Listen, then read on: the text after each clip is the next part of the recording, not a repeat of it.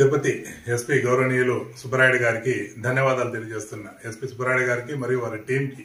ఎందుకంటే ఈరోజు ఉదయం ఏదైతే జరిగిందో ఆ అన్నమయ్య గారి నెత్తిన ఆ క్రిస్మస్ సంబంధించినటువంటి టోపీ పెట్టడం, అది ఎవరు అని ఛేదించినటువంటి వెంటనే ఛేదించి భక్తుల యొక్క మనోభావాలు దెబ్బతినకుండా చూసినటువంటి తిరుపతి ఎస్పీ గారికి మరియు వారి టీంకి నేను ధన్యవాదాలు తెలియజేస్తున్నా. చాలా దౌర్భాగ్యకరమైన విషయం ఏమిటంటే, ఈ హిందువులకు సంబంధించినటువంటి ఎలాంటి సంఘటన జరిగినా, గుడిని కూల్చేసినా లేకపోతే రథాలు కాల్చేసినా, ఈరోజు టోపీ పెట్టినా వీళ్ళందరూ కూడా పిచ్చోళ్ళే అవడం చాలా బాధాకరం. ఏం జరుగుతుంది ఇక్కడ? ఒకవేళ నిజంగా అతను పెద్ద ఆయన పిచ్చోడా, లేకపోతే అతను నాగలాపురం చెందిన వ్యక్తి, అతని పేరు దొర అని చెప్పారు, ఎస్సీ కాలనీకి చెందిన వ్యక్తి అని చెప్పారు.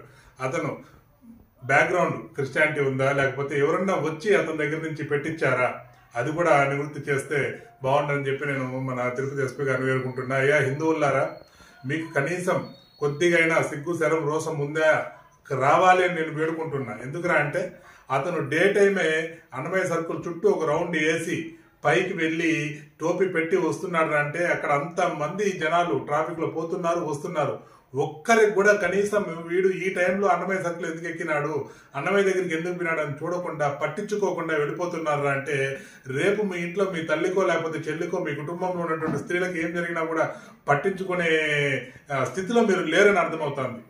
ఎందుకంటే హిందువులకు సనాతన ధర్మం అంటే తల్లిదండ్రులతో సమానం.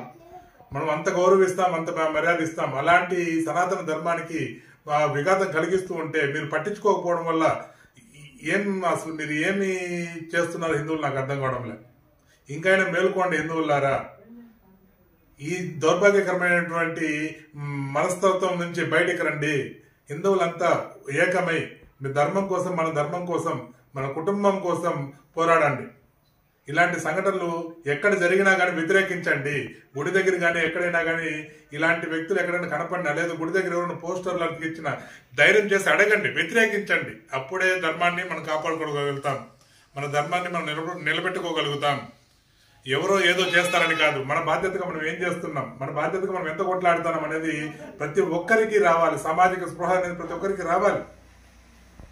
మరొక్కసారి ఈ కేసుని వెంటనే పరిష్కరించినటువంటి మా తిరుపతి ఎస్పీ గారు సుబ్బరాయుడు గారికి మరియు వారి యొక్క టీం మొత్తానికి నేను ధన్యవాదాలు తెలియజేస్తున్నా. భారతీయతను కాపాడుకుందాం, గోమాతను రక్షించుకుందాం, మన సనాతన ధర్మ బోర్డు సాధనకై పోరాడదాం. ఇంకైనా ముందుకు రండి. దయచేసి నా వీడియోని షేర్ చేయండి, 10 మందికి సబ్స్క్రైబ్ చేయండి.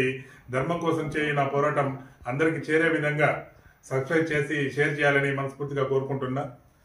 భారతీయతను కాపాడుకుందాం, గోమాతను రక్షించుకుందాం, సనాతన ధర్మ రక్షణ బోర్డు సాధనకై పోరాడదాం. జై హింద్. గోవిందా గోవింద. ఓం నమః శివాయ.